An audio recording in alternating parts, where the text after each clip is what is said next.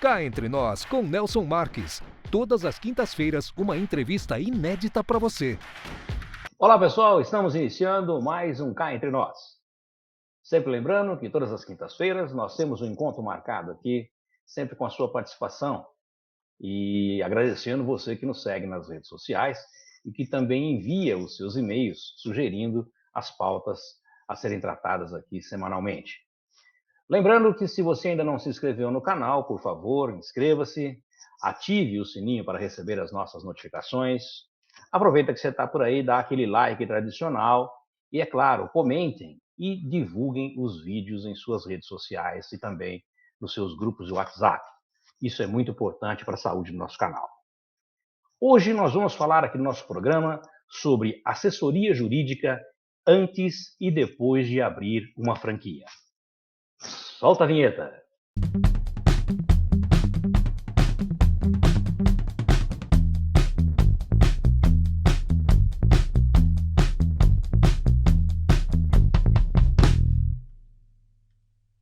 O nosso entrevistado de hoje é advogado, conciliador mediador privado, especializado em Direito e Gestão da Saúde, com especialização em Gestão Empresarial.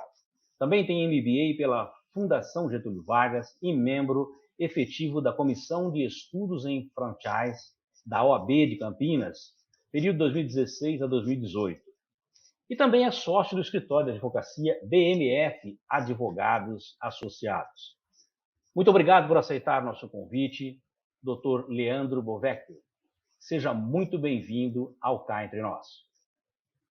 Boa noite, Nelson. Eu que agradeço o convite. Me sinto muito honrado em participar desse seu rol seleto de pessoal que está produzindo um bom conteúdo aí para a internet. Muito obrigado pelo convite.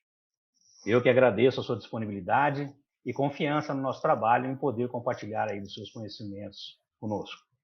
Muito obrigado. Doutor Leandro, iniciamos nosso bate-papo sobre a importância da assessoria antes e após de abrir uma franquia.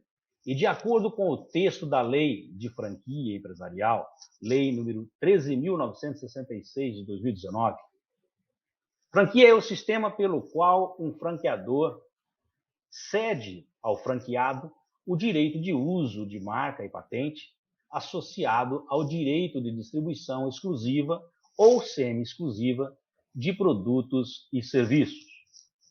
Então eu lhe pergunto, quais são os elementos essenciais de um contrato de franquia? Excelente pergunta, Nelson. A gente inaugurar este assunto, né, com esse foco do contrato, que é o que o pessoal realmente nos procura, né, o franqueado, o franqueador, com muito foco no contrato. O contrato, ele realmente se caracteriza, né, ele tem alguns atributos, alguns requisitos essenciais, que é justamente, Nelson, você fazer essa costura desse acordo da vontade, tanto do franqueado quanto do franqueador, e que vai estabelecer os seus direitos, suas obrigações, o prazo, vai estabelecer a forma de remuneração e, principalmente, os detalhes quanto à sucessão, quanto ao período posterior ao encerramento do contrato, que aí vamos discutir a questão de confidencialidade, não concorrência. Então, é um fechamento, né, de toda aquela tratativa inicial que o franqueado e o franqueador tiveram até chegar, né, no momento da assinatura deste documento, tão importante. Legal. Doutora, em março agora de 2021, a lei de franquia atual completou seu primeiro ano. Quais as alterações que ela impôs na antiga lei de 1994? Nelson, foi interessante, né? Foi marcado esse primeiro ano da lei de franquia justamente com o início, né, daqueles decretos de quarentena da pandemia. Perfeito. Então, foi uma lei que ela é de dezembro de 19, com os efeitos entrando em vigor em março de 2020, e justamente naquele momento que a gente, pelo menos nós, profissionais da área de franquia, estávamos aguardando aquele momento para discutir com mais profundidade com franqueadores, com franqueados, a entrada da nova lei, entrou a questão da pandemia. Certo. Então, a prioridade que era discutir sobre a nova lei virou a prioridade de será que a gente vai continuar aberto? Será que o meu negócio prospera? Será que a gente vai ter que fechar? e acabou ofuscando a entrada em vigor da lei. Mas uma lei que justamente trouxe realmente, era uma lei antiga, era um projeto que vinha sendo discutido há um bom tempo. Até fazendo um parênteses, se a gente pensar na lei de 1994, né, a lei 8955, que foi de autoria do Magalhães Teixeira, então deputado federal aqui por Campinas. Era uma lei de 94 que até 2019 ela não teve nenhuma alteração, não teve nenhum acréscimo durante todo esse tempo. Era uma lei enxuta, uma lei muito concisa, e que ela prosperou, né, sabendo, obviamente, da necessidade de atualização, da necessidade de incorporar elementos da vida que o franchise tomou, e que aí em 2019 vem uma lei nova, né, incorporando alguns elementos, mas deixando alguns outros que deixa a crítica, né, a crítica legislativa, a gente trabalhar dali para frente. Mas um dos grandes novidades da nova lei foi que ela já começa tratando que não existe uma relação de consumo entre o franqueado e o franqueador, que era uma discussão muito latente da lei antiga, que vinha muito nos tribunais. Uma outra alteração importante foi que a necessidade de mostrar, de expor para o franqueado uma lista das unidades encerradas daquela franqueadora dos últimos 2 anos, que antigamente era só 1 ano. Ela também trouxe a inovação de que a possibilidade do franqueador sublocar o ponto comercial para o franqueado, que não existia na lei antiga, era uma prática, né? Grandes franqueadoras tinham essa prática de mercado. O McDonald's era um deles, né? Que ele locava o ponto e sublocava para o seu franqueado, mas isso não estava previsto na lei. Agora está previsto na lei. Agora está, entendi. Agora está. Ela trouxe a previsão das franquias públicas, que antigamente não havia essa previsão. Também trouxe a previsão a gente não via uma necessidade, mas ela trouxe de uma forma textual a possibilidade do uso da arbitragem, além do foro de eleição judicial, mas que também as partes poderiam instituir a arbitragem para a discussão desse contrato. Então, foi realmente uma atualização, veio uma atualização bem-vinda, mas que a gente ainda, né, nosso caminhar jurídico, a gente pensa que faltou ainda algum olhar, principalmente para as franquias de serviço. Você vê que é uma lei muito ainda associada a franquias de produtos. Produtos. Mas faltou ainda discutir, né, o ambiente de serviço, que de fato é um ambiente no Brasil, um dos maiores, que mais emprega, é o que a gente tem uma relevância importante no PIB, mas você não vê muitos desses elementos na nova lei de franquia. Certo. Doutor, o que caracteriza o contrato de franquia ou de franchise? Olha, é importante essa pergunta, porque o que o contrato de franquia, o que caracteriza a existência dele, principalmente a importância dele, primeiro é uma coisa muito importante, ele tem que respeitar um prazo, Nelson. Tá. O contrato de franquia, ele nunca pode, né, sob pena, inclusive, de uma nulidade, ele não pode ser firmado no espaço entre 10 dias que o franqueado recebeu a circular de oferta de franquia. Então, existe um prazo que a lei determina que deve ser respeitado. E o que caracteriza essa situação é justamente esse período que o franqueado tem para discutir, para esclarecer, para questionar, para pesquisar, para realmente entender se ele tem aderência àquela rede ou não. Então, o contrato, ele deriva da circular de oferta. Aliás, é importante até que se esclareça, né? Às vezes as pessoas veem uma áurea, né? O doutor pode analisar o contrato fala muito sobre o contrato, mas o contrato, na verdade, ele é um derivado de dentro da circular de oferta. A circular de oferta, pela lei, ela estabelece que o contrato é um anexo dela. Então, o franqueado ele tem que analisar a circular de oferta, ele tem que pesquisar, ele tem que questionar, pedir esclarecimento, para que justamente no final, na hora da assinatura, o contrato traduza tudo aquilo. Perfeito. E o que é essa circular de oferta de franquia? A circular de oferta de franquia, Nelson, aí que é realmente o grande ponto de observação que nós temos que esclarecer tanto para os franqueados quanto os franqueadores. A circular de oferta, Nelson, a gente tem que enxergá-la como aquele prospecto de investimento. Sabe quando você procura um investimento, bolsa, alguma coisa que fala assim, leia o prospecto antes? Certo. Exatamente. O que a circular de oferta representa? O prospecto de investimento, ou seja, o que é a franquia? O que é a marca? Qual é a história daquela marca? Por que se chegou nisso? Então, ela vem trazendo detalhes de toda aquela história. O que pode, o que não pode, quem é o público, o que são os produtos. Ou seja, ela vem costurar toda a história, todo aquele sentido, traduzir todo o propósito da franqueadora, para que, de fato, o franqueado tenha elementos para estudar, para discutir, para pesquisar, para conversar com outras pessoas da rede, para justamente entender se ele tem ou não tem a aderência àquela rede. Quando você procura um clube para se associar, quando você procura uma escola para colocar o seu filho, enfim, você vai pelas indicações justamente porque você quer conhecer. E a franquia, quando ela disponibiliza a circular de oferta, ali tem uma lista de franqueados, né, abertos, lista de franqueados que encerraram, e justamente para possibilitar ao franqueado isso.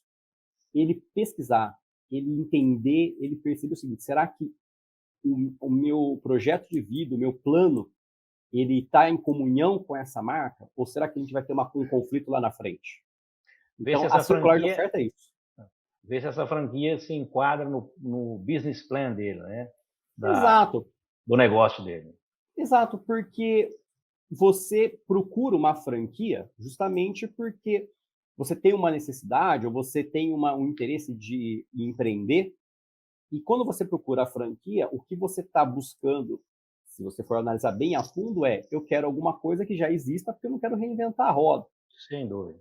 E quando você procura uma marca já consolidada, é claro que vão existir entraves, é claro que vão existir problemas, mas você está se associando a uma marca, a uma empresa, que ela já tem uma experiência e que ela não permitirá, essa que é a ideia, que você erre da mesma forma que ela errou no passado. Por quê? Porque ela já superou, ela tem uma experiência, ela tem uma bagagem para te oferecer. Tem um know-how aí todo à Exatamente. disposição para que você utilize o seu network aí dentro do seu negócio. Exatamente. Interessante. Doutor, e o que uma empresa precisa fazer para se tornar uma franqueadora? Essa é uma discussão bem interessante, Nelson, porque geralmente as pessoas associam que para ser franqueadora, você tem que ser associada da ABF, Associação Brasileira de Franchise. E não funciona dessa forma. Para você ser uma empresa franqueadora, e a gente recebe, às vezes, muitas consultas de empresas que querem se tornar franqueadoras, e às vezes essas conversas elas esbarram no seguinte: você está disposta a ser uma franqueadora? Por que essa pergunta de reflexo? Porque às vezes a pessoa que tem uma empresa de cosmético, uma empresa de um serviço, ou que ela vende um produto, uma hamburgueria, uma empresa de comida japonesa, e ela fala assim, eu pretendo ser uma franqueadora. Então, ele às vezes confunde uma boa prestação de serviço ou uma boa prestação de venda de um produto que seja realmente muito bom com a venda de um negócio, porque quando você é uma franqueadora, você não está vendendo o seu produto e serviço final para o seu cliente, você está vendendo um negócio, você está vendendo uma empresa, uma ideia. Então, o que falta, o que a gente sempre busca quando a empresa fala, o que eu preciso ser para ser uma franqueadora? Então, a gente começa, olha, primeiro você tem que ter uma marca que ou esteja já registrada já no NPI, ou que esteja em processo de registro, porque começa, né, alguém vai te aderir em razão dessa marca. E abaixo disso você tem um produto ou um serviço que foi testado, que foi aprovado, que tem uma telemetria de dados para que você possa oferecer isso para o seu franqueado. Porque franquear, Nelson, é crescer com o dinheiro dos outros. Franquear é você crescer usando, né, é o sonho do outro, né, de ter um negócio e você se associa a isso junto. Então, a responsabilidade da franqueadora é muito grande. Então, a gente sempre orienta o seguinte, você tem realmente o seu negócio mapeado, a questão de fluxos, de processos, de procedimentos, a parte financeira, a parte operacional. você tem tudo isso muito bem descrito, muito bem procedimentalizado, que você consiga, e aí a outra parte, você consiga transmitir isso para alguém, isso é ser uma franqueadora, é praticamente uma missão, uma vocação. O cara tem que, ela dá a receita do bolo e o franqueado tem que depois saber fazer, né? Exato, a gente até tem uma observação, né? O franqueado, ele executa aquele plano no ponto de venda. Então, o franqueado ele tem que ter essa visão do agora, a visão do curto prazo. E a franqueadora? A franqueadora ela tem que ter a visão de médio e longo prazo. Ela tem que ouvir o cliente, ela tem que entender o que está acontecendo no mundo, ela tem que entender o que está acontecendo no cenário global para saber se, a gente viveu isso, né, Nelson? Quantas marcas, né, e de franqueadoras grandes deixaram de existir porque o mercado dela foi engolido. É verdade. Então, a franqueadora, ela tem essa responsabilidade, né? Então, quando eu quero ser uma franqueadora, então você tem que tirar o seu chapéu de prestador de serviço ou de uma venda de produto para entender assim, agora eu venderei negócios e eu preciso assessorar empresários a tocarem seus negócios. Então, essa é a missão, essa é o propósito de uma franqueadora. Tá. E nisso tudo bem costurado, aí realmente conseguir filtrar o franqueado para saber se ele tem aderência a esse propósito. Se ele também comunga dos mesmos valores que a franqueadora tem. Doutor, e qualquer pessoa pode se tornar um franqueado? Nelson, quando vem um pessoal, né, quando a gente faz as consultas dos franqueados, né, porque a gente também faz esse trabalho de assessoria para o franqueado, a gente sempre deixa uma coisa muito bem clara. Para ser franqueado, para qualquer profissão, mas para mais para o franqueado, ele tem que gostar de gente, ele tem que gostar de pessoas. Porque quando você se coloca nessa condição de querer assumir, querer aderir a uma marca e ser um franqueado dessa marca, você está entrando dentro de um círculo, de um clube, de uma rede de relacionamento que você precisa você tem que ter um discernimento que você vai ter que seguir regras, que você está submetido a certas situações que talvez você não aceite, mas que se você aderiu, é porque você entende daquele propósito, é porque você gosta daquela marca, é porque você se identifica com ela. Então, o franqueador, ele tem esse norte e você tem que seguir aquele norte. Então, as pessoas podem ser franqueadas? Podem, desde que elas estejam dispostas a assumir esse compromisso. E seguir regras e lidar com gente, porque o que você vai viver no seu dia a dia, Nelson, é justamente essa administração de interesse, né, dos vários stakeholders dessa relação, né? O franqueador é uma ponta, o seu fornecedor é uma ponta, o seu cliente é uma ponta, os seus empregados é uma ponta. Então, o franqueado, ele está buscando uma marca, ele está buscando métodos, processos e procedimentos testados e aprovados, mas ele tem que entrar nesse giro, né? Ele tem que realmente acompanhar essa velocidade. O senhor disse lá atrás, no início do nosso bate-papo, que a lei não previa, a lei inicial não previa o subfranqueamento, né? Se eu não me engano. Como que funciona o subfranqueamento?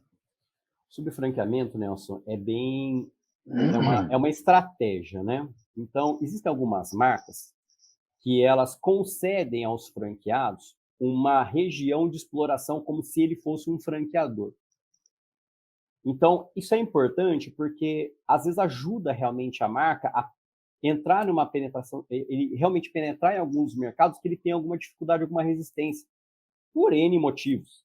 A gente tem muitos exemplos, por exemplo, de franqueados, subfranqueadores, né, de subfranqueamento, por exemplo, na região do Nordeste, porque é muito mais fácil, muito mais tranquilo uma pessoa da região conversar com as pessoas da região do que uma pessoa de outro estado, de uma outra região, que não entende, talvez, a dinâmica daquela situação. Então, da mesma forma que existe o subfranqueamento, é importante também a gente colocar na mesa que existe aqueles super franqueados e os multifranqueados. Que são aqueles franqueados que montam redes próprias de franquias, ou seja, a pessoa não tem uma unidade, ela tem duas, ela tem 3, tem 4, 5, 6 unidades. Para atender em lugares diferentes e atingindo exatamente a necessidade de cada local. Exatamente. E temos também a possibilidade, hoje muito mais aberta do que foi antes. Isso é uma coisa que nos Estados Unidos é muito comum, e aqui no Brasil a gente via com um certo olhar de reserva, mas acabou se assimilando, que é os franqueados que têm várias bandeiras. Então, ele tem uma ou duas, de vários tipos de marcas. Claro, não marcas concorrentes. Concorrente entre si, tá? Exatamente, mas ele tem uma operação de calçado, ele tem uma operação de alimentação, ele tem uma operação de prestação de serviço, e ele é ele tem uma rede própria. Ele é um núcleo com diversos braços diferentes. Exatamente. E funciona, Nelson.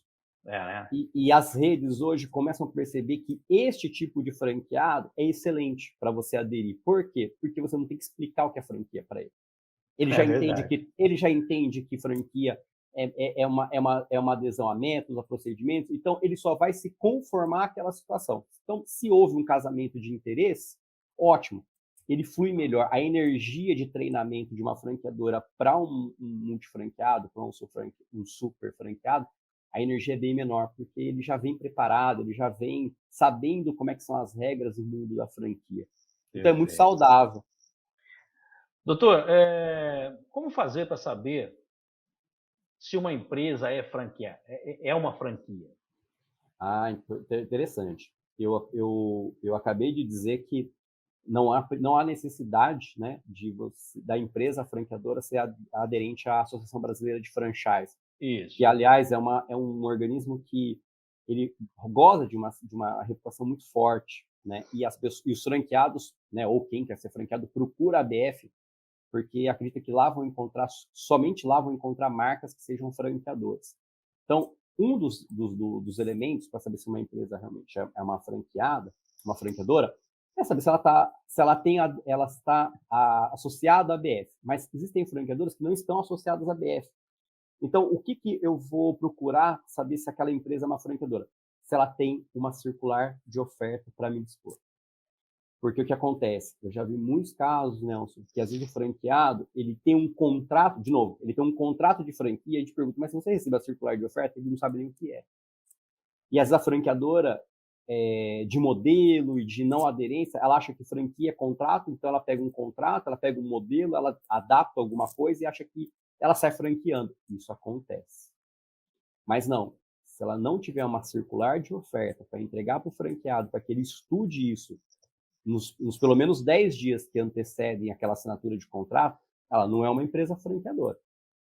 Tome cuidado, abre os olhos, que pode haver às vezes não por má intenção, mas por falta de assessoria do franqueador. Tá. O que precisa conter o contrato para ter validade jurídica? A lei dispõe, Nelson, que o contrato para ter validade jurídica, ele tem que ser um contrato escrito, ele tem que ser um contrato que tenha assinatura das partes e por 2 testemunhas, e respeite os 10 dias de prazo entre a recebendo a circular de oferta e a assinatura de contrato. Obviamente que lá dentro, como a gente mencionou lá num outro momento, conter as obrigações, os direitos, os deveres, a forma de remuneração, prazo, confidencialidade, mas a jurisprudência, inclusive recente, do STJ, do Superior Tribunal de Justiça, inclusive já validou, Nelson, pasme, contrato de franquia verbal. Sério? Sério. Contrato de franquia sem essa... Então, excelente observação, sabe por quê? Porque, como é que faz isso? Como é que faz? Recentemente nós tivemos a lei da liberdade econômica. E essa lei, ela teve um impacto muito, muito positivo nas relações empresariais também.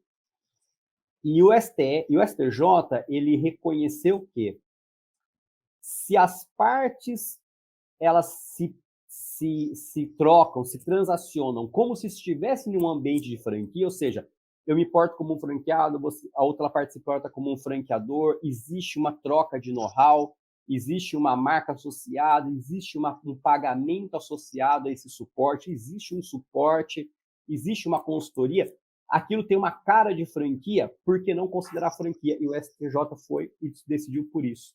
Existe o contrato de franquia verbal. Ainda que não é nem eletrônico, é verbal. é verbal. Vai voltar a época do fio do bigode? Olha, Nelson, o problema eu não vejo isso como um problema no primeiro momento, porque as partes elas se trataram como aquilo, né? O problema que a gente vai identificar é se você não tem a regra escrita, fica difícil você cobrar, né? Exatamente. Então, você cobrar uma obrigação ou você exigir uma obrigação que não estavam previstas, aí fica uma coisa mais delicada, seja do franqueador, seja do franqueado. Então, quando está previsto já é difícil? quando está previsto, já fica para você encaixar na situação já é difícil. Imagina quando ela não está. Mas o STJ, o que ele consolida com isso? O que ele coroa com isso? O princípio da boa-fé, né? A vontade das partes. Então, não é porque não foi escrito, que não foi assinado, que a gente não está diante de uma situação. Então, foi uma coisa que causa um certo impacto? Foi. Mas isso coroa a boa-fé das partes. Isso coroa que a gente, estando dentro de um ambiente que tudo aparenta ser aquilo, porque não consolidar que aquilo realmente seja uma franquia? Entendi. Doutor Leandro, quais são os maiores desafios que as franqueadoras enfrentam? As franqueadoras, elas enfrentam desafios iniciais que são diferentes dos desafios de uma franqueadora que tem mais musculatura. Interessante, Nelson, porque quando a franqueadora é nova, ela acabou de abrir a franquia, né? A franqueadora, ela está começando a fazer os primeiros contratos de franquia. A remuneração, que geralmente é em cima de ou pela venda de produtos que ela vende, ou pelo faturamento do franqueado, que é os royalties são em cima, geralmente, a maioria dos casos, né, que a gente tem mais costume, é em cima de faturamento bruto, ela tem um caixa, ela tem uma receita muito pequena. Tá. E ela tem uma obrigação muito grande. Então, um dos grandes desafios é, no começo, ela ter que suportar, né, dar o suporte para o franqueado, suportar uma rede de consultores e que às vezes ela não tem caixa para isso, mas ela se obrigou a isso, ela se dispôs a isso diante do franqueado. Isso é um desafio muito comum no começo das franqueadoras. E lá na frente, quando ela já passa desse período, que ela já está mais consolidada, ela já está mais estabilizada, a maior queixa, Nelson, assim, a gente tem várias, né? E nem inadimplência é a maior, mas é a falta de aderência dos franqueados ao propósito. É quando o franqueador ele percebe que alguns começam a fugir pelas pontas e não seguem aqueles propósitos da franqueadora. E isso está associado, Nelson, a uma comunicação mais efetiva, a uma conversa, uma proximidade maior. Mas isso gera muito conflito, isso gera muitas queixas nas franqueadoras. E os franqueados? Quais são as maiores queixas? Olha, aí já pega um pouco na questão do bolso. Bolso, né? Porque o franqueado, a gente, até os livros falam, tá? Não é nós, né? A doutrina fala, existe uma coisa que chama excesso de otimismo. Então, o que vem a ser o excesso de otimismo, Nelson? As pessoas sabem que negócios têm risco, negócios têm um prazo de maturação, negócios têm um prazo de retorno.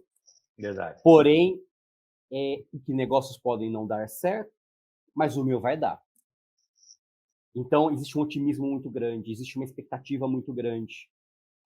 O franqueado ele é movido num sentimento muito forte disso. E quando isso não é atingido, vem a frustração. Existe uma pessoa, né, uma autoridade que a gente segue muito, que a gente lê muito, que ele desenhou os 5 passos que os franqueados geralmente eles acabam tendo que passar, né? Então ele coloca assim, o primeiro passo, que é o passo da euforia, que é a pessoa assinou o contrato, ela está eufórica, ela está otimista, assinei um contrato, você é franqueado, você é empresário, eu estou super feliz, é a marca que eu gosto. Esse é o primeiro passo. Aí vem aquele segundo passo, que é a realidade. Quando a pessoa acorda e fala, nossa, o que eu assumi? Onde eu entrei? Onde eu entrei? Sabe aquela culpa? É a Sim. culpa. Por que eu comprei aquilo? Você olha para a garagem e fala, nossa, eu vou precisar ter trocado o carro. Né? E Vem toda assumir, aquela... e assumir E essa assumir, dívida e imensa, assumir né? a dívida, o IPVA, o seguro, o custo. E aí vem a culpa, que é o segundo passo. Natural, até aqui tudo certo. Mas aí vem o terceiro passo, que é o passo seguinte. Bom, eu assinei, eu sou adulto, eu tenho essa responsabilidade, eu vou arregaçar a manga e eu vou embora. E geralmente ele se sente muito sozinho nessa fase. Ele acha que a franqueadora não... E aí que é uma das queixas. Ele fala, a franqueadora não me dá suporte. Mas a gente também pergunta, mas você pede o suporte? Você aciona o suporte? E aí são o terceiro. E aí o quarto passo, que é um passo perigoso, é quando esse franqueado, ele vence. Ele passa por todas essas dificuldades, né? E aí ele pensa o seguinte, se eu passei por tudo e venci, é que eu sou o bom. E a franqueadora não é boa. Então a franqueadora fala, o céu está claro, e ele fala, não, mas está nublado. Então tudo ele quer divergir. Tudo ele... Porque se a franqueadora nunca ajudou e ele cresceu e ele superou tudo isso sozinho, ele se acha autossuficiente. E aí começam as queixas, começam os embates, né? E essa é a fase mais perigosa, que é a fase que pode haver a ruptura. E aí a gente coloca que o passo seguinte, que é o passo mais importante, é quando os dois, ao invés de eles se verem um contra o outro, eles começam a olhar os dois para frente e falar assim, vamos junto? Vamos ser parceiro? Porque franquia é isso, é relacionamento. E a gente sempre busca, quando o franqueado chega nessa situação, às vezes quando a própria franqueadora chega nessa situação, será que a gente não tem que trazer esse olhar para o primeiro, o segundo, o terceiro, o quarto elemento? Ou seja, sempre buscar que as partes enxerguem aquilo como uma relação É, de franquia, como uma relação que é boa para os dois, que o franqueador ele tem um propósito, ele tem que pensar longe, ele tem que pensar adiante, mas quem está aqui na operação, quem está suportando, quem está ouvindo o franqueado, o cliente é o franqueado. Então, as redes, elas geralmente trabalham com conselhos, não conselhos decisórios, mas conselhos consultivos, para trazer os franqueados para junto dela, para que eles tenham voz. Ele não tem decisão, mas ele tem voz. E ele expõe. Então, os franqueados, as maiores queixas que a gente geralmente ouve, quando você... Até quando acontece essa questão do bolso. Ah, mas a minha franquia não dá lucro. Ah, mas o meu negócio não está prosperando. E às vezes, Nelson, a gente ouve isso e a gente faz eu sempre faço a primeira pergunta que eu faço, deixa a pessoa falar e eu falo, mas quando você inaugurou? Ah, eu inaugurei faz 6 meses. Você já queria que ela, né? Então, assim, existe um tempo, existe uma maturação. total, verdade. Mas às vezes a pessoa apostou todas as fichas naquilo, ela E depende daquilo para a sobrevivência dela e não acaba se aguenta frustrando. esperar. E não vai aguentar esperar. Mas isso Verdade. falta o quê? Falta uma comunicação, falta o franqueado, como a gente colocou, ele vai passando pelos níveis, ele também tem a maturação dele. Então, se a franqueadora não entende que precisa de um... fazer um paralelo, é como se você não acompanhar aquela criança do engatinhar, para andar, para correr, você vai ter dificuldade. Ela vai Verdade. aprender pelo ritmo, pela velocidade do que as coisas vão acontecendo, ela vai aprender. Mas talvez ela pegue essa mágoa e ela vai achar É, que tudo que ela fez foi por ela. E não é verdade, porque se ela fez é porque tem uma marca associada, é porque tem claro. um trabalho associado, mas ela não enxerga. Então, as maiores queixas que a gente ouve dos franqueados é essa falta de acompanhamento, essa falta de observação, de suporte. Então, é o que a gente trabalha muito em comunicação efetiva, uma comunicação mais que flua melhor dentro da rede. Doutor, e quando o problema está entre o franqueado e a franqueadora, propriamente dito? Como você resolve isso? É quando chega naquele perto do ponto de ruptura, né? O que a gente... Geralmente depende muito do lado que quer mover a primeira pedra do jogo. Então, geralmente, quando o franqueado ele tem um problema e ele não trabalha para resolver esse problema, ele já chega numa ruptura, que aí você vai ter que olhar o contrato e verificar aonde que isso aqui vai se resolver. Vai ser num foro arbitral, vai ser num foro judicial, tem mediação envolvida. Mas quando você está pela franqueadora, e isso que eu coloco como uma das grandes responsabilidades das franqueadoras, é justamente não chegar nesse ponto de ruptura.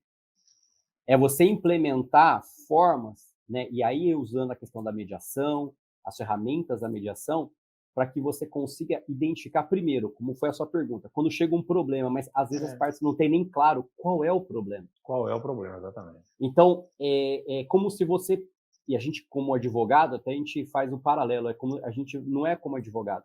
Eu me vejo muito como aquele cara que desarma a bomba, Tá. né? Mas antes de desarmar a bomba, eu tenho que saber se a bomba existe. É claro. Eu tenho que saber aonde ela está. E eu tenho que saber se há possibilidade dela ser desarmada sem que ela cause um impacto. Então, para você resolver isso, é importante que você identifique de fato o problema. E aí que é a grande sacada. Quando você identifica o problema, geralmente, muitas vezes, Nelson, não é aquilo que é falado, não é aquilo que é externado. Mas é uma coisa muito mais simples. É uma coisa muito mais fácil de você resolver. Porém, não adianta chegar faltando 2 segundos para a bomba explodir. Aí não vai dar Sim, tempo. tem que saber quanto antes possível, né? É como uma doença. Se você trouxer ela já alastrada, é difícil você controlar. Se você pegar no começo, há possibilidade de se resolver, né? E como é que você consegue ver isso, Nelson? Tendo acompanhamento, tendo supervisão, que é o preventivo, né? Então você não vai no médico, quando você vai, às vezes não tem mais tempo. Mas se você está acompanhando, vai acompanhando, você tem essa margem de manobra. E as franqueadoras, o que a gente geralmente conversa muito e coloca isso em contrato? Que ela coloque essa resolução dos problemas em escala. Então, tem um problema? Então, o contrato às vezes prevê, vamos marcar uma reunião dentro do prazo de tantos dias, em tal lugar, com uma ata definida, que é para a gente pontuar esse problema. E se a gente não sair dessa situação com êxito, então a gente vai para uma mediação privada, uma mediação pública, já escolhe quem vai ser uma câmara que possa mediar isso, e que se aí realmente não tiver uma solução dentro de um prazo adequado, optar por uma via judicial ou optar por uma via arbitral.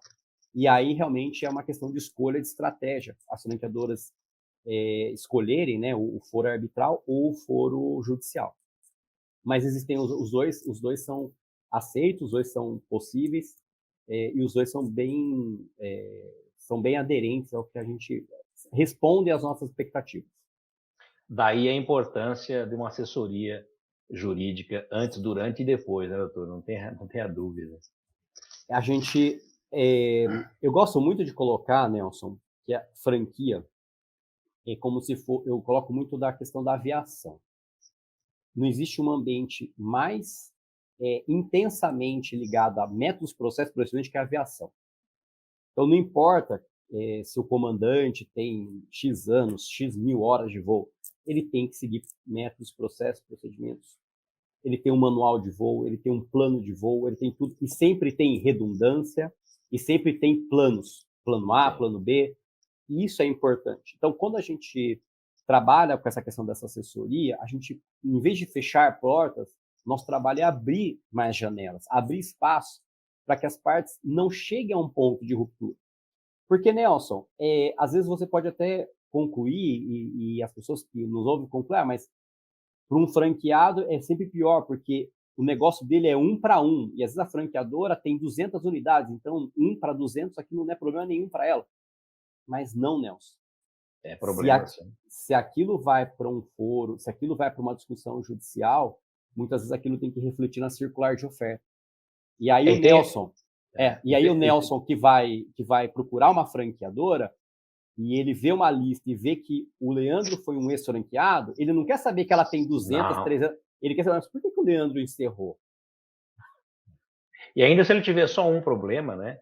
E se ela tiver 200 e tiver mais do que um problema, em 4, 5 franqueadores, isso realmente afeta na performance do franqueador. E tem franqueados que às vezes nos procuram, que às vezes a gente até coloca, fala, olha, gente, você está entrando em uma rede que o cara tem 100 processos. Então, alguma coisa... Então, assim, se você for mais um, você vai ser menos de 1% dos problemas dele. Sem dúvida. E isso é importante, né? Agora, não estou dizendo que você ter problema é errado, não. Não, claro, sem dúvida. De forma alguma.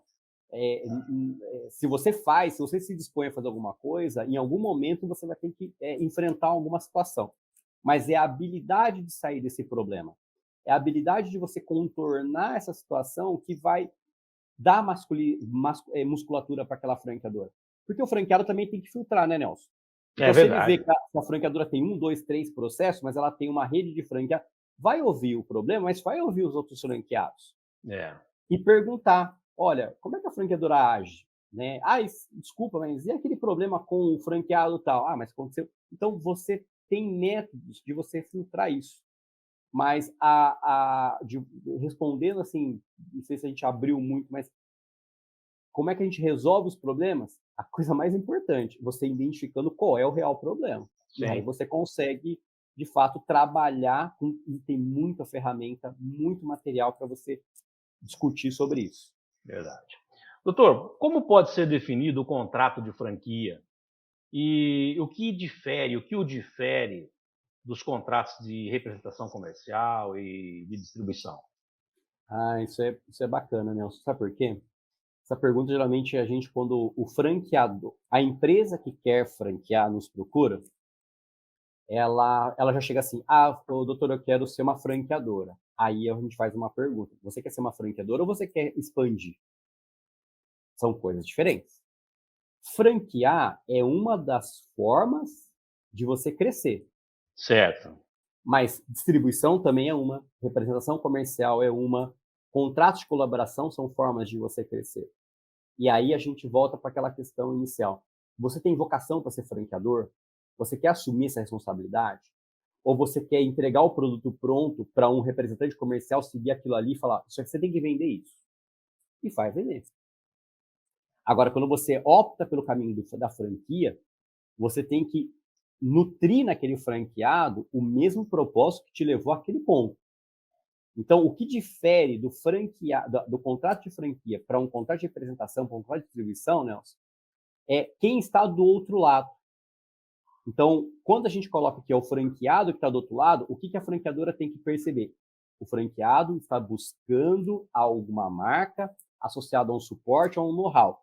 Enquanto uma distribuição e uma represa comercial já são empresários que vão fazer aquilo girar daquele jeito que está.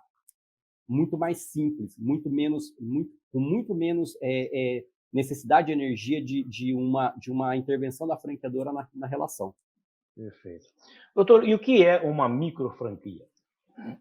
As microfranquias, Nelson, são as franquias cujo investimento, de acordo com a ABF, que foi definido, que vão variar em torno de 80, 90 mil reais hoje de investimento, e geralmente aquelas franquias que vão funcionar em home base ou que não tem uma necessidade de um investimento numa sede um investimento muito alto.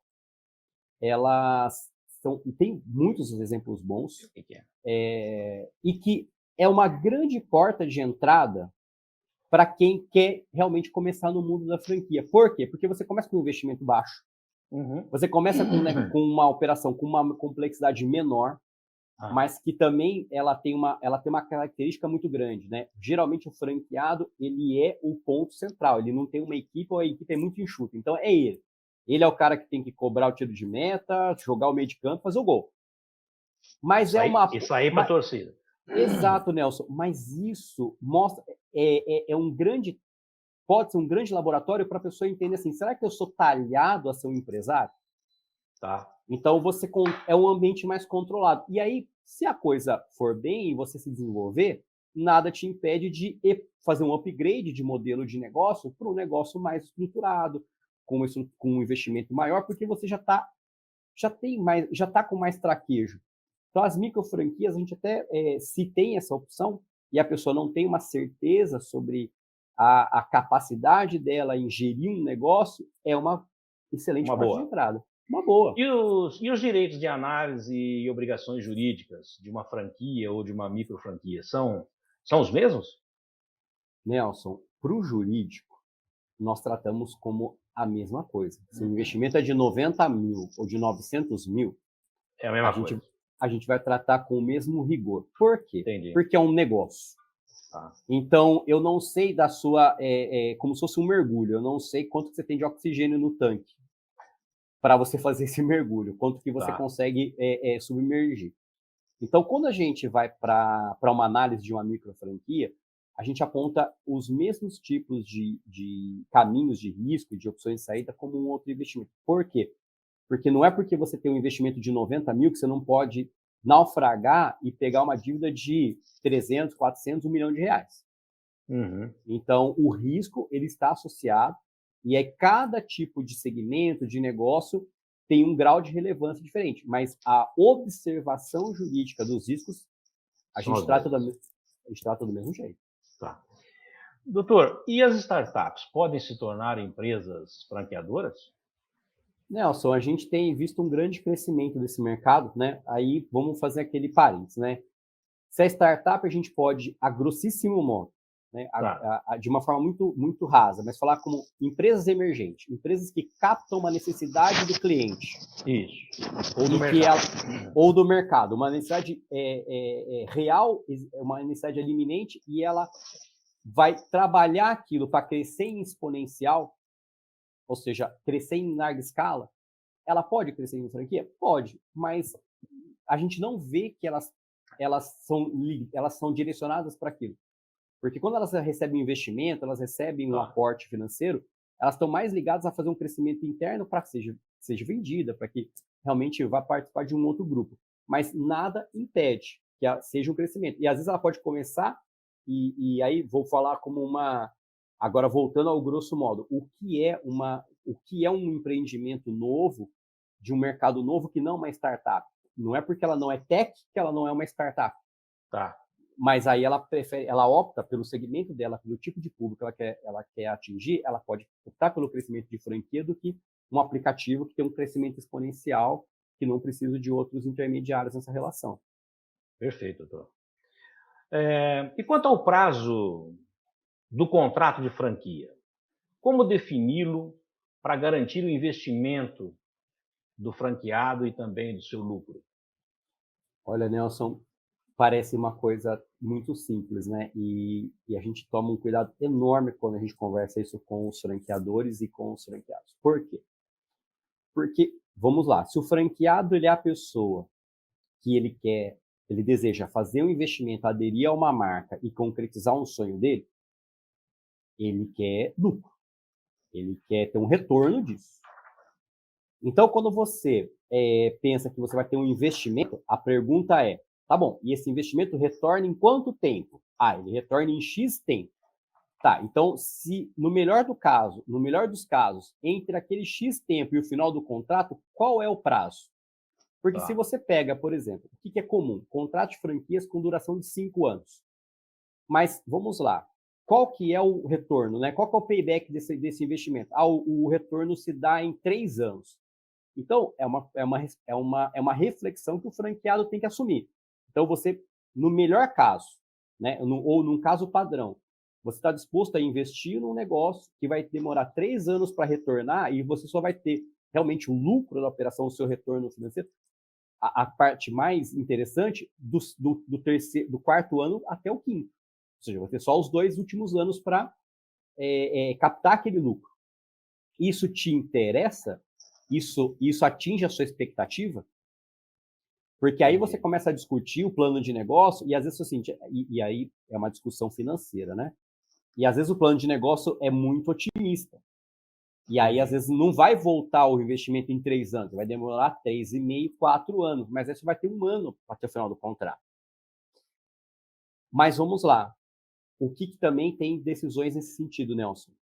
Existem decisões judiciais que obrigaram franqueadoras a estender o contrato se o retorno do investimento não veio dentro do prazo contratual.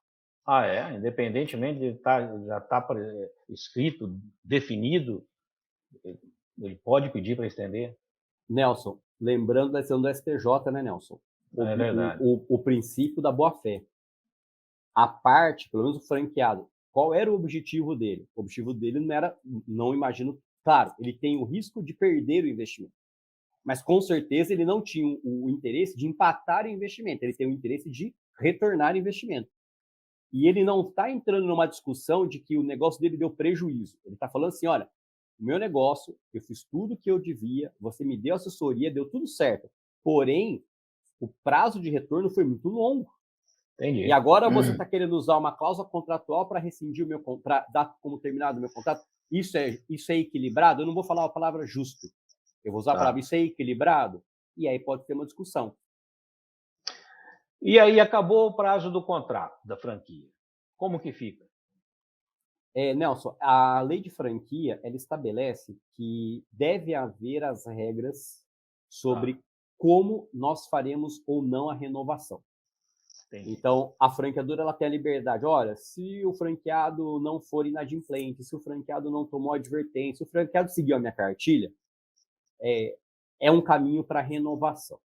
Tá. Mas vamos decidir que, e acontece, Nelson, às vezes o franqueado não quer renovar. Para ele tá bom, seguiu, olha, tá tudo certo, mas eu não tenho interesse em renovar. Ok, é um direito dele. Mas em não havendo a renovação, esse é um reflexo, e muitos franqueados, quando nos procuram para análise, eles tentam quebrar isso. Eu falo, gente, mas isso é da natureza da franquia, que é justamente o quê? A confidencialidade e a não concorrência. Não pensem que vocês vão entrar em uma rede, ficar 5 anos, absorver todo aquele know-how, para no sexto em diante montar a rede de vocês daquele ramo. Não. Montar a sua, né? Mas, Nelson, eu já recebi uma vez um candidato que falou, mas assim, muito claramente, olha, eu quero entrar em uma rede, eu quero absorver, eu sei que eles têm umas coisas boas, mas eu quero depois sair e montar a minha na mesma. Eu falei, não, eu não estou ouvindo isso. Eu falei, desculpa, você não entendeu o que é franquia, você não entendeu o que é um relacionamento de parceria. E o cara falou, não, eu não vou nem julgar se de boa, mas era o objetivo dele, ó, eu quero entrar... Convicto, né? Convicto com convicção. Com isso certeza. Que eu quero. O objetivo é esse. Meu objetivo é esse. Cara, eu adoro essa área, mas eles têm coisas boas e coisas... Eu falei, cara, não é mais fácil você entrar, você realmente ter certeza se você gosta, se aderiu, e a parte negativa, você conversar para deslocar e para vocês crescerem juntos, voltando àquela questão dos 5 passos do franqueado. Verdade. Não, ele não queria, ele queria ele. Então, é uma pessoa que, voltando àquela pergunta, qualquer um pode ser franqueado? Uma pessoa dessa não pode ser franqueada. Não, essa aí não pode. Porque não entende o espírito da coisa, né? Não entende. De como funciona. De forma alguma. Ele não é nem que é não aderente, ele é reflexo. Ele repulsa tudo que é o conceito, o que é a natureza do franchise. Entendi. É possível comprar uma franquia já em andamento, em operação? Nelson, é muito comum, né? A gente chama essa operação de operação de repasse. E geralmente acontece essa operação em pelo menos 2 oportunidades muito distintas. Primeiro, quando o franqueado não dá certo. Tá. A franqueadora, de alguma forma, errou naquele candidato, ou o candidato se enganou, virou um franqueado e ele não consegue. E é muito melhor você repassar para alguém do que você perder o seu investimento. Claro. Então, essa é uma situação. E a outra situação é quando isso acontece, e a gente viu muito isso nessa época de 2020 para cá, em razão da pandemia, que é o franqueado mudar o perfil de vida dele. Ele fala, eu não quero, tá tudo bem, eu estou ganhando dinheiro, tá tudo certo, mas eu não quero mais isso. Estou fora. Eu quero estar fora, mas eu sei que eu tenho um contrato, que eu tenho uma multa, e eu não quero romper com isso. Então, o que acontece? Aí vem a mesma área da franqueadora, que é a área de expansão, que é vender franquias, mas fazer o repasse. Tá. Mas quando você fala em repasse, existe uma questão. Ó, é um negócio que está girando, é um negócio que já tem um faturamento, pode ser que ele esteja no prejuízo, pode ser que ele esteja no ponto de equilíbrio, pode ser que ele esteja no superávit, ele esteja dando lucro. Então, dependendo do momento, também qual é o tipo de profissional, de franqueado que você vai colocar naquela operação. Entendi. Porque se for um franqueado, por exemplo, que ele não tem uma boa capacidade de gestão, de novo, para começar um negócio novo já não é fácil, imagina pegar uma coisa que já está girando. Que não foi você que começou. Que não foi você que começou. Então, é realmente trocar o pneu com o carro andando. Mas o repasse é muito saudável, porque você já tem um ambiente, e é óbvio que aí vem a questão da consultoria jurídica para realmente balizar os lados pelo risco, né? é que a gente chama, fazer uma due diligence para saber o risco empresário, o risco trabalhista, o risco tributário, o risco comercial, desenhar o cenário, porque não é, de novo, não é um negócio novo, não é uma coisa que começou agora, ele já tem uma vida, e quando ele já tem uma vida, ele já tem um reflexo no mercado. Sem dúvida. Mas é muito corriqueiro, é muito comum e muito bem visto. Melhor você, para uma franqueadora, repassar um negócio para alguém que esteja motivado, do que ela ter que colocar mais um na lista de franqueados que encerraram sua relação. Verdade. E as franquias sofrem mais ou menos nesse cenário da pandemia? Nelson, a resposta jurídica, né, como todo advogado, eu poderia te responder assim, depende, mas eu não quero, eu não vou fazer isso. Tá eu agradeço. Porque tudo depende para o advogado. Depende. Mas no cenário de pandemia, Nelson, eu vou te exemplificar de uma forma bem, bem clara. Elas se sobressaíram melhor. Generalizando. Por quê?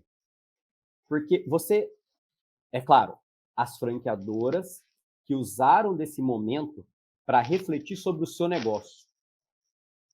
Então, a franqueadora, por exemplo, teve muitas unidades que elas estavam 100% dentro de shopping centers, dentro de aeroportos, que fecharam. Estavam literalmente fechados. E aí, o que eu faço? Eu falo para o franqueado, sinto muito, acabou para você? Ou eu uso todo aquele meu potencial, toda aquela minha experiência e trago os franqueados que queiram somar para realmente buscar uma saída. Nelson, é muito mais forte, vai ser muito mais possível, é muito mais provável que a gente encontre uma saída numa rede dessa do que aquela loja de calçado de marca própria que o cara tem dentro do shopping. Ele está sozinho.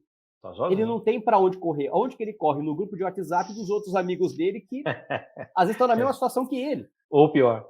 Ou pior que ele. Agora, quando você está dentro de uma rede, que você tem um conselho, que uma franqueadora que abre espaço para diálogo. Gente, existem muitas situações, muitas experiências que vêm dali para você passar por isso. Verdade. Então, nesse cenário, se mostrou... Agora, claro, teve franqueadoras que não souberam aproveitar disso, como eu coloquei, a lei de franquia entrou nesse momento. E a gente que era o profissional, a gente queria muito aquele momento, por quê? Porque era o momento de forçar os franqueados, os franqueadores, a reverem seus processos, a reverem seus negócios. E eles tiveram que, na marra, rever mesmo. Mas não do ponto de vista contratual da circular, mas do ponto de vista prático. Então, no cenário de pandemia, as franqueadoras que souberam aproveitar dos seus recursos humanos, de novo, né? Gente, que souberam trabalhar com gente, saíram mais fortes ainda. Doutor, o que ocorre se um cliente tiver um problema com a marca? De quem que é a responsabilidade? Nelson, boa pergunta, porque isso é comum, né? Você está prestando um serviço, você está vendendo um produto, ocorrem acidentes de consumo. Claro. Então, o que acontece? Pelo nosso Código de Defesa do Consumidor, que é uma lei que ela vem lá da década de 90 e ela já tem uma consolidação muito forte, no bom português não importa de quem é o erro, tá a sua marca, todo mundo responde. O franqueador, o franqueado, o fornecedor daquele produto, todo mundo responde. Se alguém tiver uma responsabilidade isolada, em uma ação de regresso, resolve. Então, esse problema foi do franqueado, a franqueadora vai e resolve, mas numa ação autônoma, ou seja, o franqueador responsabilizar o franqueado ou o franqueado responsabilizar o franqueador por uma situação. Mas, a grosso modo, pelo Código de Defesa do Consumidor, todos da cadeia respondem. Sim. Porém, aí, de novo, né, o bonito da área jurídica, né, o depende. Existe uma decisão, ela é super minoritária, é super isolada, mas que ela traz um ensinamento muito bacana, que é o seguinte, que é um olhar para dentro da situação, mas o porquê aquilo aconteceu? Que é um caso de um protesto, que o cliente foi levado a protesto pelo franqueado, que estava exercendo um direito dele de inadimplência daquele cliente. e o cliente entrou contra todo mundo. Mas espera aí, a franqueadora, ela não tem a responsabilidade pelos atos empresariais da unidade. Ela tem responsabilidade pelos métodos, procedimentos do negócio, da marca, de como... Mas existem atos que são inerentes ao empresário franqueado ali isolado. Entendi. Então, é discutir o seguinte, por exemplo, vamos fazer O que um motivou, né? O que motivou aquilo. Ou seja, o que motivou? Se a franqueadora tem um processo interno, um procedimento que é errado e aquilo causa um acidente de consumo, seja de produto ou serviço, aí tudo bem, está muito evidente que eu fiz, ou franqueado eu fiz, porque a franqueadora me coloca nessa situação, então, se aconteceu o resultado, é porque ela me orientou dessa situação. Agora, existem outro enorme leque de situações que é uma decisão do franqueado, e ele é um empresário independente. Ali é um CNPJ, não é uma filial da franqueadora. Não é filial, exatamente. Não. E ele, como empresário, ele tem um risco empresarial e ele tem autonomia.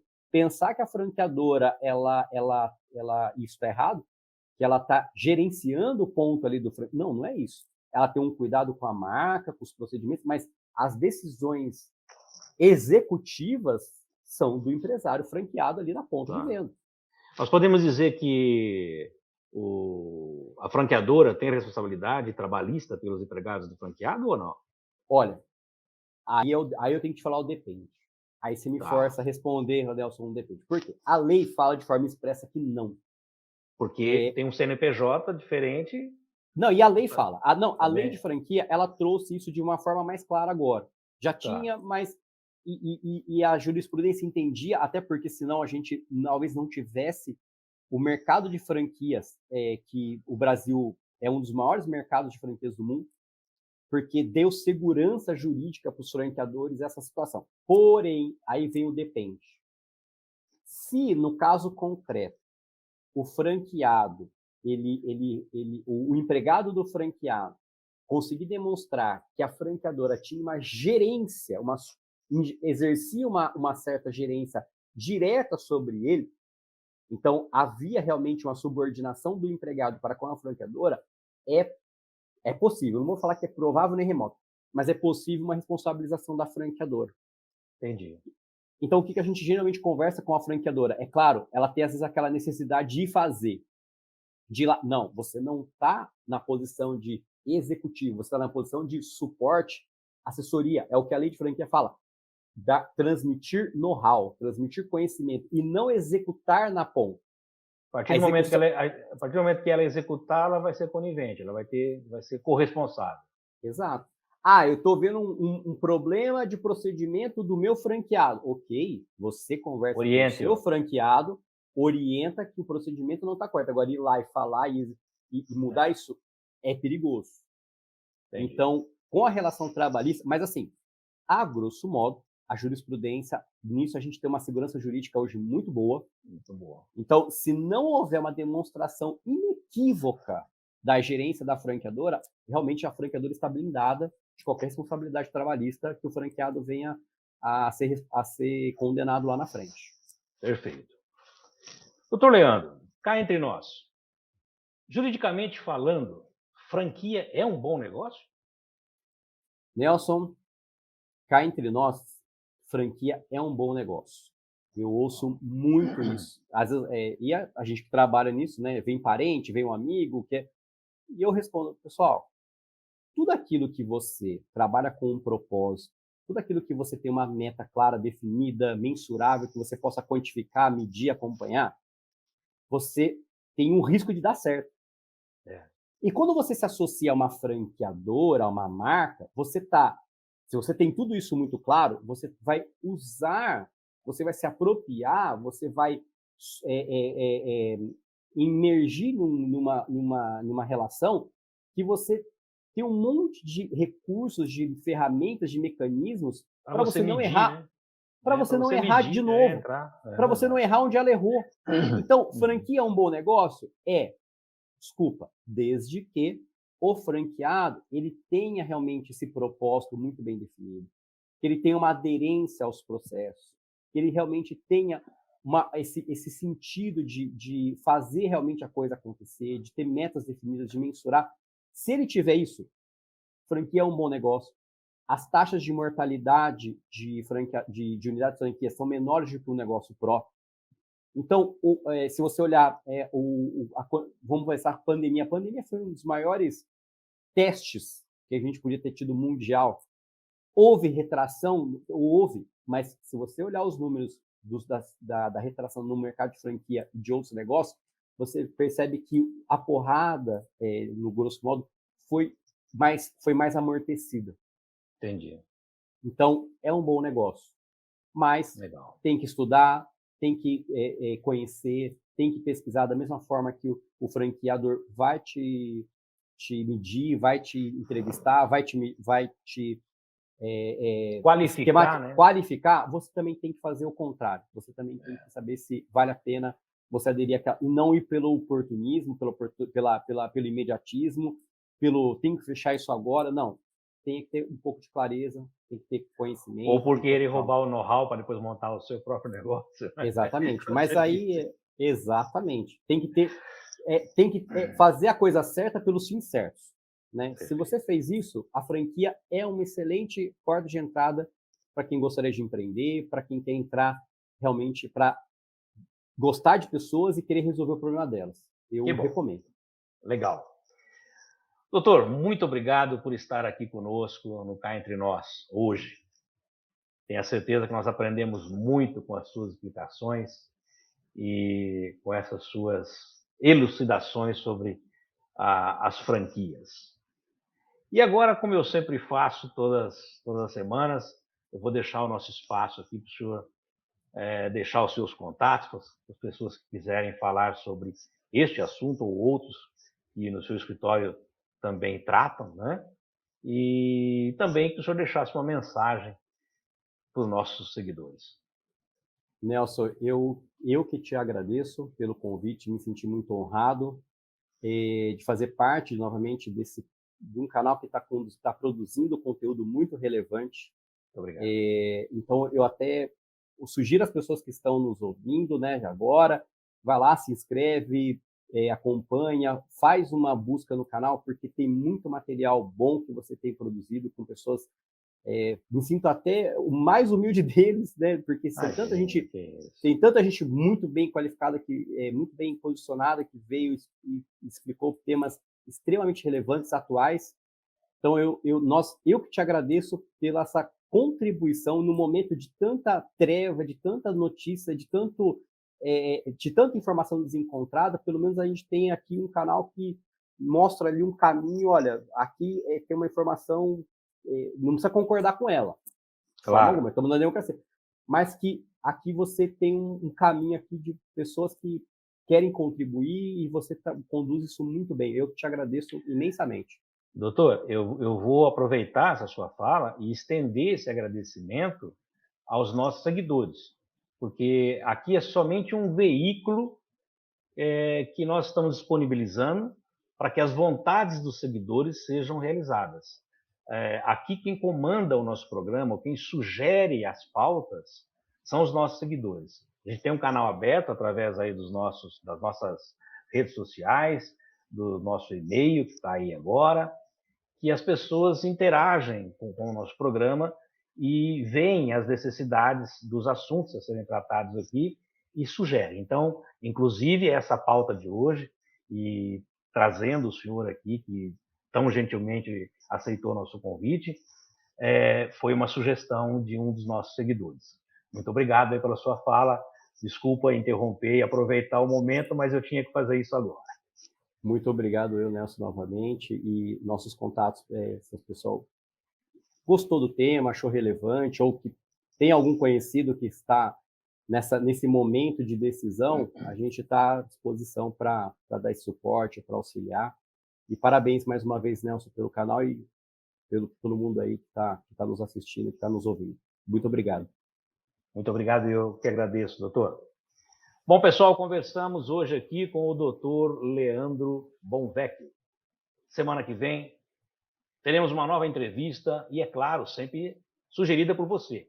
Você que nos segue aí nas redes sociais e que também sempre está enviando o seu e-mail, sugerindo as pautas a serem tratadas aqui semanalmente no nosso programa. Aproveito para pedir para quem ainda não se inscreveu no canal, que se inscreva, que ative o sininho para receber as nossas notificações. Aproveita que você está por aí, dá aquele like e divulguem os nossos vídeos nas suas redes sociais e também nos seus grupos de WhatsApp. Doutor, mais uma vez, muito obrigado e agradeço também a todos que ficaram conosco até agora. Um bom final de semana e até a semana que vem, se Deus quiser. Solta a vinheta.